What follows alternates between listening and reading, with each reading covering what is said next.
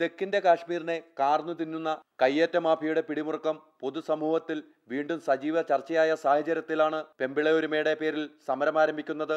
M മണിയുടെ അടിമാലി 20 ഏക്കറിൽ നടത്തിയ പ്രസംഗത്തിൽ സ്ത്രീവിരുദ്ധതയുണ്ടെന്ന് ആരോപിച്ചായിരുന്നു സമരം. ഇത് കയ്യേറ്റമൊഴിപ്പിക്കൽ നടപടി പൂർണ്ണമായും നിലയ്ക്കുന്ന സ്ഥിതിയിലേക്ക് കാര്യങ്ങൾ എത്തിച്ചു.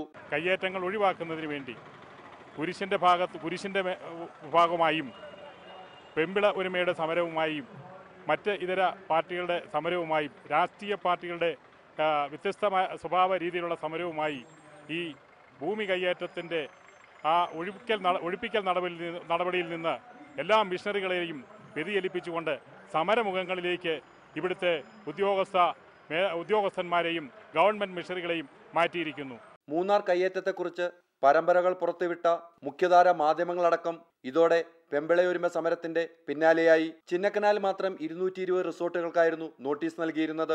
ലക്ഷ്മി, പോതമേട്, പള്ളിവാസൽ തുടങ്ങിയ സ്ഥലങ്ങളിൽ 100 കണക്കിന് റിസോർട്ടുകൾ പിടിച്ചെടുക്കാനും ഒഴിപ്പിക്കാനും നടപടികൾ തുടങ്ങിയിരുന്നു.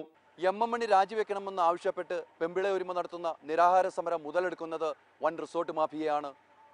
ഇച്ഛാശക്തിയോടെ കയ്യേറ്റം ഒഴിപ്പിക്കാൻ സബ് കളക്ടർ രംഗത്തെത്തിയപ്പോഴാണ് ഈ സമരം. ഇനി കയ്യേറ്റം ഒഴിപ്പിക്കൽ എങ്ങനെയാകും? ഇതാണ് നമുക്ക് കാത്തിരുന്ന് കാണേണ്ടത്. മൂന്നാറിൽ നിന്നും ക്യാമറാമാൻ ശ്രീലാലിനോടൊപ്പം VS ഹൈദരലി, റിപ്പോർട്ടർ.